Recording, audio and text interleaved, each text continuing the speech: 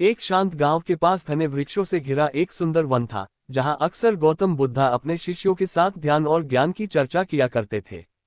उस दिन भी कुछ ऐसा ही माहौल था। हल्की हवा चल रही थी, पक्षियों की मधुर आवाज गूंज रही थी, और शिष्य बुद्ध के चारों ओर बैठे उनके वचनों को सुनने के लिए उत्सुक थे।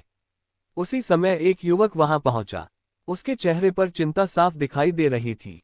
वह धीरे धीरे बुद्ध के पास आया और विनम्रता से बोला, भगवान, मेरे मन में बहुत अशांति है।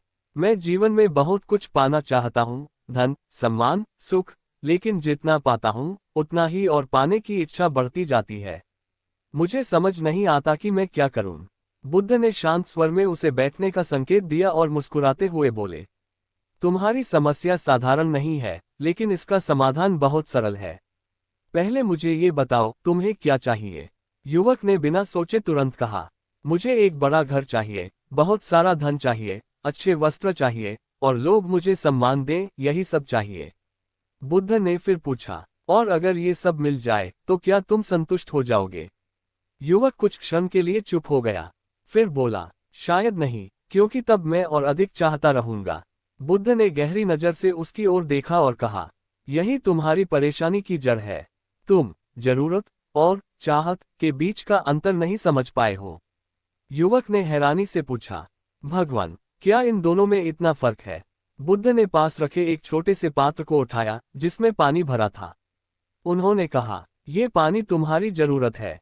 ये तुम्हें जीवित रखता है, तुम्हारी प्यास बुझाता है।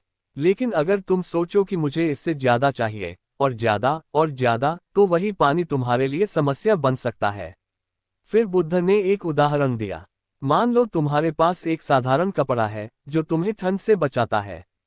ये तुम्हारी जरूरत है, लेकिन अगर तुम 10, 20, 50 कपड़े इकट्ठा करते जाओ सिर्फ इसलिए कि लोग तुम्हें अमीर समझें, तो वह चाहत है। युवक ध्यान से सुन रहा था, लेकिन उसके मन में अभी भी सवाल थे। उसने कहा, लेकिन भगवान, क्या चाहत रखना गलत है? अगर हम कुछ बड़ा करना चाहते हैं, तो चाहत तो जरूरी है ना? बुद्ध मुस्कुराए और बोले, चाहत गलत नहीं है, लेकिन अनियंत्रित चाहत दुख का कारण बनती है। जरूरत सीमित होती है, वह तुम्हें संतुलन में रखती है। लेकिन चाहत असीम होती है, वह तुम्हें कभी संतुष्ट नहीं होने देती। फिर बुद्ध ने अपने शिष्यों की ओर देखा और कहा, मैं तुम्हें एक छोटी सी कथा सुनाता हूँ, जिससे ये बात और स्पष्ट हो जाएगी। सभी शिष्य उत्सुक हो गए। युवक भी ध्यान से सुनने लगा। बुद्ध ने कथा शुरू की। एक बार एक आदमी रेगिस्तान में भटक गया। उसे बहुत प्यास लगी थी। काफी देर बाद उसे एक छोटा सा कुआं मिला।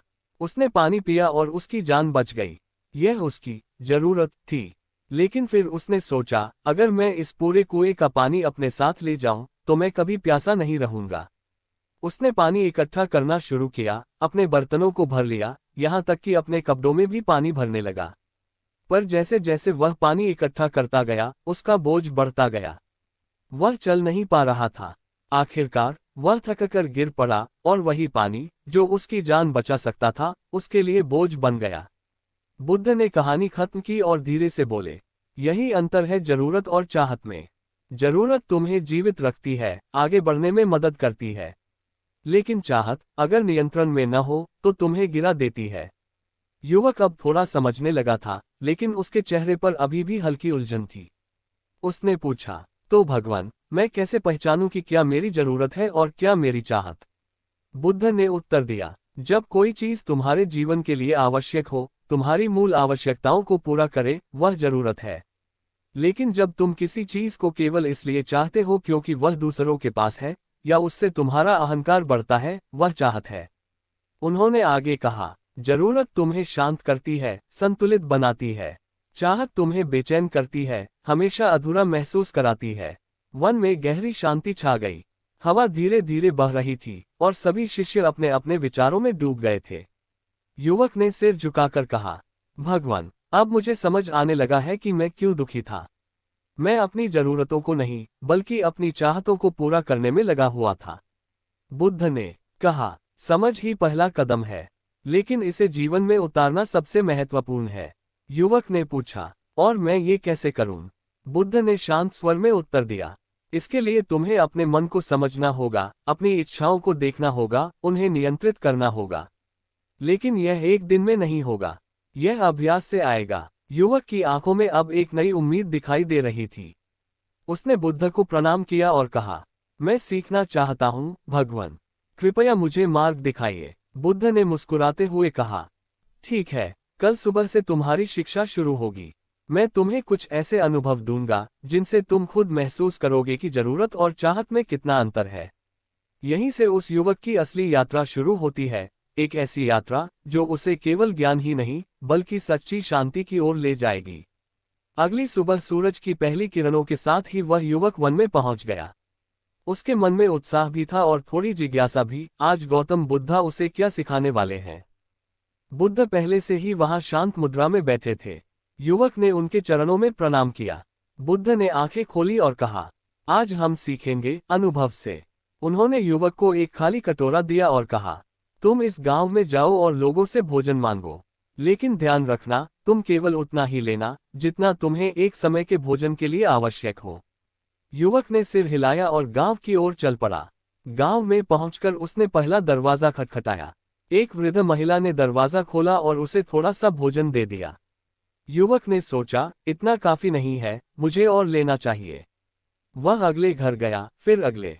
हर घर से उसे थोड़ा थोड़ा भोजन मिलता गया। जल्द ही उसका कटोरा भर गया।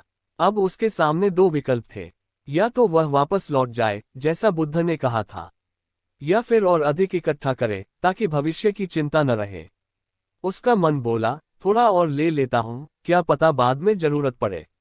वह आगे बढ़ता गया और जैसे जैसे भोजन बढ़ता गया उसका कटोरा भारी होता गया। उसे चलने में कठिनाई होने लगी, लेकिन वह रुक नहीं रहा था। कुछ ही समय में उसके हाथ थकने लगे। कटोरा इतना भर गया कि थोड़ा सा हिलने पर भोजन गिरने लगा। फिर भी उसने सोचा, बस एक घर और। लेकिन उसी समय उसका संतुलन बिगड़ा और कटोरा उसके हाथ से छूटकर जमीन पर गिर गया। सारा भोजन मिट्टी में मिल गया। युवक स्तब्ध रह गया। उसने जो कुछ भी इकट्ठा किया था वह एक ही पल में खत्म हो गया। वह उदास होकर वापस वन में लौटा। बुद्ध ने उसे देखा और पूछा, क्या हुआ, तुम इतने दुखी क्यों हो। युवक ने सिर झुकाकर सारी बात बता दी। उसने कहा, भगवान, मैंने आपकी बात नहीं मानी। मुझे जितना चाहिए था उससे ज्यादा लेने की कोशिश की और अंत में सब खो दिया। बुद्ध ने शांत स्वर में कहा, और तुमने क्या सीखा। युवक कुछ देर चुप रहा, फिर बोला, मैंने सीखा कि जरूरत से ज्यादा लेने की इच्छा ही मेरे नुकसान का कारण बनी। अगर मैं केवल उतना ही लेता जितना जरूरी था तो मेरा भोजन सुरक्षित रहता। बुद्ध ने सिर हिलाया और कहा, यही चाहत है जो तुम्हें जरूरत से ज्यादा लेने के लिए प्रेरित करती है, और जब तुम उसकी बात मानते हो तो वह तुम्हें नुकसान की ओर ले जाती है। फिर बुद्ध उसे पास के एक पेड़ के नीचे ले गए। वहां एक व्यक्ति बैठा था जो बहुत कम भोजन के साथ भी शांत और संतुष्ट दिख रहा था। बुद्ध ने कहा, इस व्यक्ति को देखो, इसके पास बहुत कम है लेकिन यह संतुष्ट है। क्यों। युवक ने ध्यान से देखा और कहा, क्योंकि यह अपनी जरूरत के अनुसार जी रहा है, ना कि अपनी चाहत के अनुसार। बुद्ध ने मुस्कुराकर कहा, सही कहा, संतोष वहीं आता है जहां जरूरत पूरी होती है। चाहत कभी संतोष नहीं देती क्योंकि उसका अंत नहीं होता। युवक के मन में अब बातें और स्पष्ट होने लगी थी, लेकिन बुद्ध यहीं नहीं रुके। उन्होंने युवक से कहा, अब तुम्हें एक और अनुभव करना होगा। आज तुम पूरे दिन कुछ भी इकट्ठा नहीं करोगे, न भोजन, न वस्त्र, न कोई और चीज। जो भी मिलेगा उसी में संतोष करना होगा। युवक के लिए ये चुनौती कठिन थी, लेकिन उसने हाँ कर दी। पूरा दिन वह वन में रहा। जब उसे भूख लगी तो उसे वही मिला जो किसी ने स्वेच्छा से दे दिया। जब उसे प्यास लगी तो उसने नदी का पानी पिया। धीरे धीरे उसे एहसास हुआ कि उसकी असली जरूरतें बहुत छोटी हैं, थोड़ा भोजन, थोड़ा पानी और थोड़ी शांति। शाम होते होते उसका मन पहले से ज्यादा शांत हो गया था। वह वापस बुद्ध के पास पहुंचा और बोला, भगवान, आज मैंने पहली बार महसूस किया कि मेरी जरूरतें कितनी सीमित हैं और मैं कितनी बेवजह की चाहतों के पीछे भाग रहा था। बुद्ध ने कहा, जब तक तुम अपनी जरूरतों को नहीं पहचानोगे तब तक तुम्हारी चाहतें तुम्हें नियंत्रित करती रहेंगी।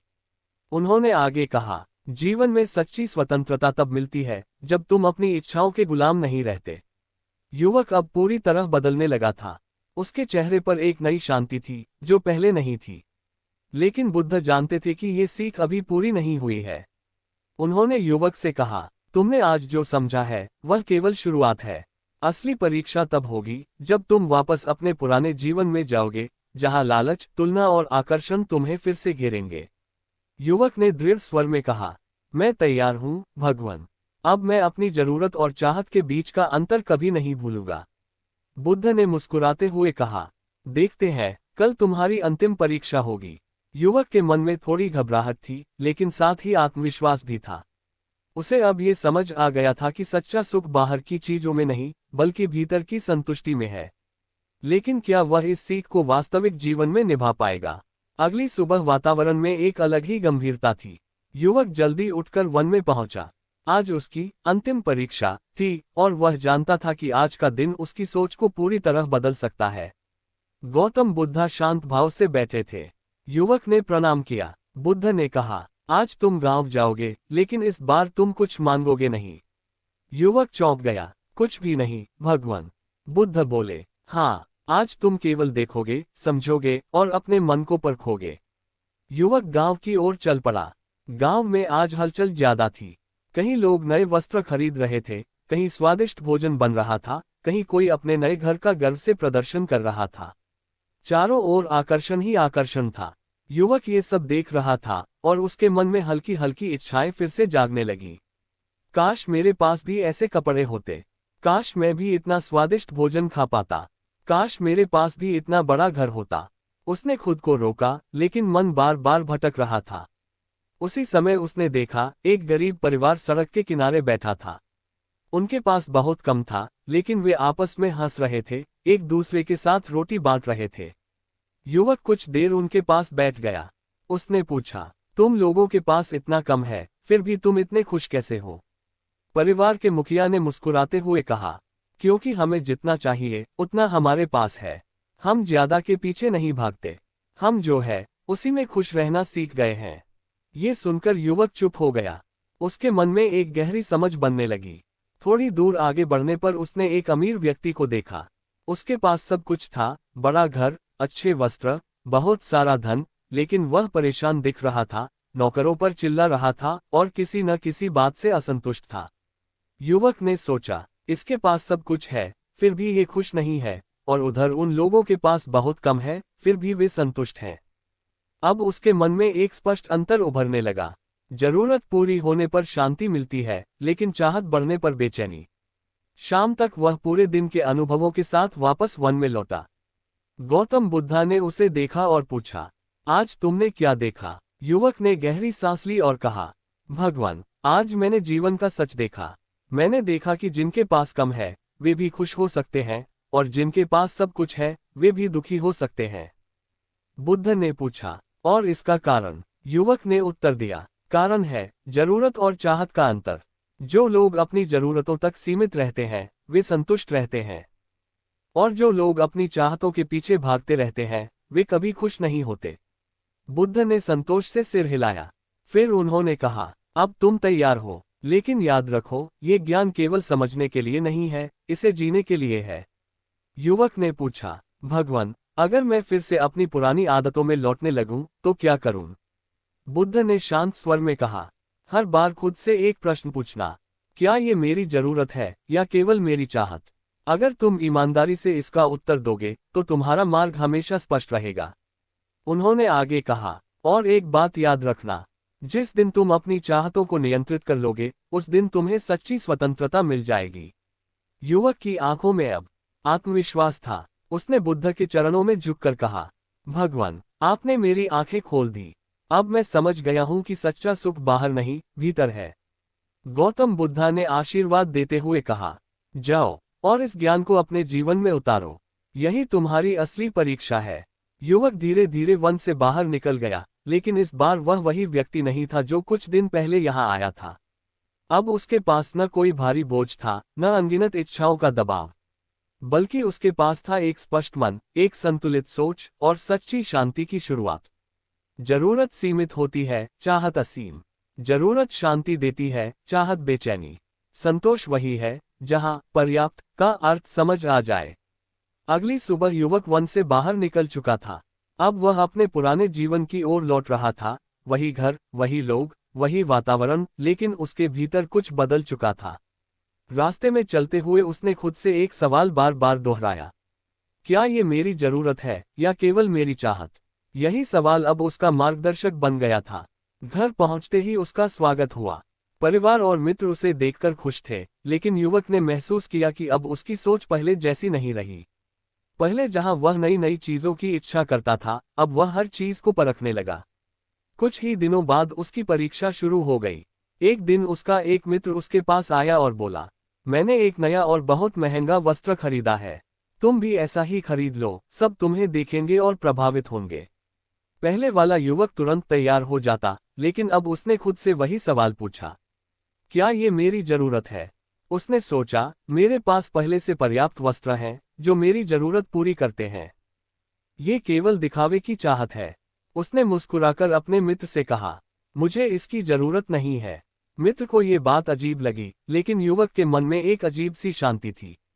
कुछ समय बाद उसे एक व्यापार का अवसर मिला। उसमें बहुत अधिक लाभ की संभावना थी, लेकिन साथ ही उसमें थोड़ा धोखा और लालच भी शामिल था। उसके मन में संघर्ष शुरू हुआ, अगर मैं ये कर लूं तो मुझे बहुत धन मिलेगा। लेकिन फिर वही सवाल, क्या ये मेरी जरूरत है या मेरी चाहत? इस बार उत्तर और स्पष्ट था, ये केवल लालच है, जरूरत नहीं। उसने वह अवसर ठुकरा दिया। धीरे धीरे उसके जीवन में बदलाव दिखने लगा। वह कम चीजों में भी संतुष्ट रहने लगा, उसका मन शांत रहने लगा, और लोगों के साथ उसका व्यवहार भी सरल और सच्चा हो गया। लेकिन हर दिन आसान नहीं था। कभी कभी पुरानी आदतें वापस आने की कोशिश करती, कभी किसी की सफलता देखकर उसके मन में तुलना जागती, तो कभी किसी आकर्षक वस्तु को देखकर इच्छा।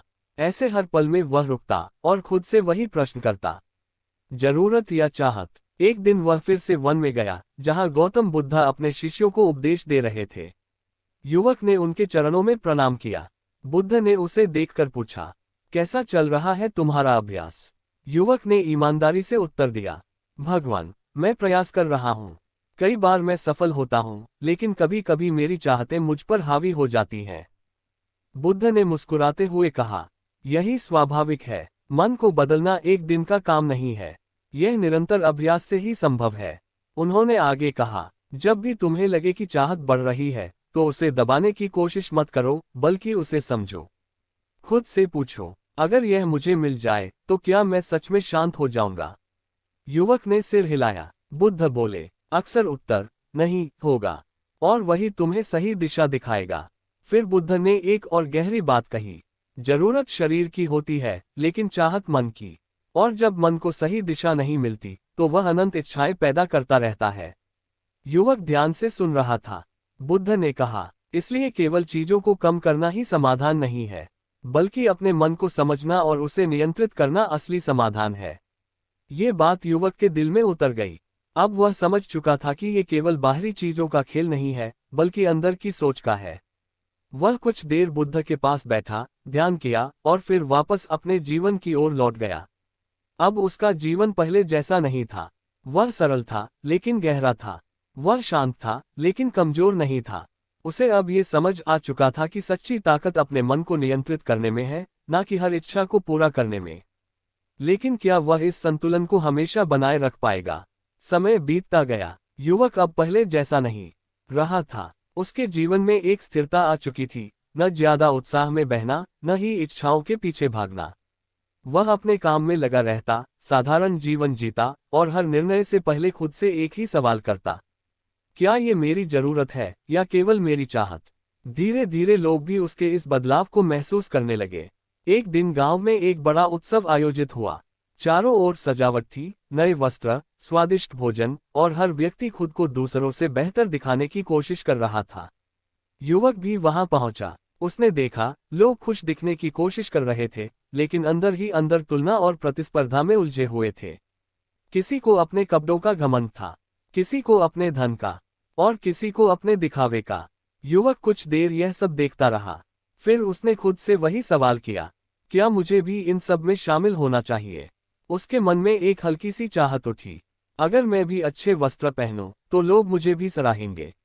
लेकिन अगले ही पल उसने खुद को रोका, क्या ये मेरी जरूरत है? उत्तर साफ था, नहीं। वह वहां से थोड़ा दूर चला गया और एक कोने में बैठकर शांत भाव से सब देखने लगा। उसी समय कुछ लोग उसके पास आए और बोले, तुम इतने अलग क्यों हो?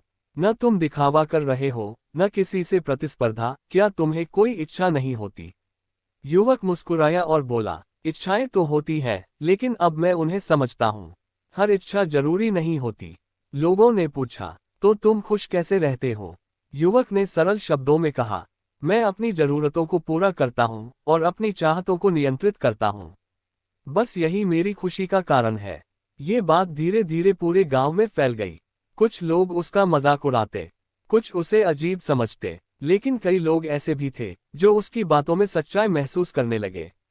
कुछ समय बाद वही युवक फिर से वन में गया, जहां गौतम बुद्ध अपने शिष्यों के साथ बैठे थे। उसने बुद्ध को प्रणाम किया। बुद्ध ने उसकी आंखों में देखा और बिना कुछ पूछे ही समझ गए कि अब वह बदल चुका है। फिर भी उन्होंने पूछा, अब तुम क्या समझते हो जरूरत और चाहत के बारे में? युवक ने शांत और आत्मविश्वास से कहा, भगवान, अब मैं जानता हूं कि जरूरत जीवन को चलाने के लिए होती है और चाहत जीवन को उलझाने के लिए, अगर उसे नियंत्रित न किया जाए। जरूरत मुझे संतुलन देती है और चाहत, अगर अनियंत्रित हो तो मुझे भटका देती है। बुद्ध ने संतोष से सिर हिलाया। उन्होंने कहा, तुमने केवल समझा नहीं, बल्कि उसे जीकर दिखाया है। यही सच्चा ज्ञान है। फिर बुद्ध ने अपने शिष्यों की ओर देखकर कहा, याद रखो, जो व्यक्ति अपनी जरूरतों को पहचान लेता है, वह कभी गरीब नहीं होता। और जो अपनी चाहतों का गुलाम बन जाता है, वह कभी अमीर नहीं होता। वन में गहरी शांति छा गई। युवक ने बुद्ध के चरणों में झुककर कहा, आपने मुझे सच्ची स्वतंत्रता का मार्ग दिखाया है, भगवान। बुद्ध ने आशीर्वाद देते हुए कहा, अब इस ज्ञान को दूसरों तक पहुंचाओ।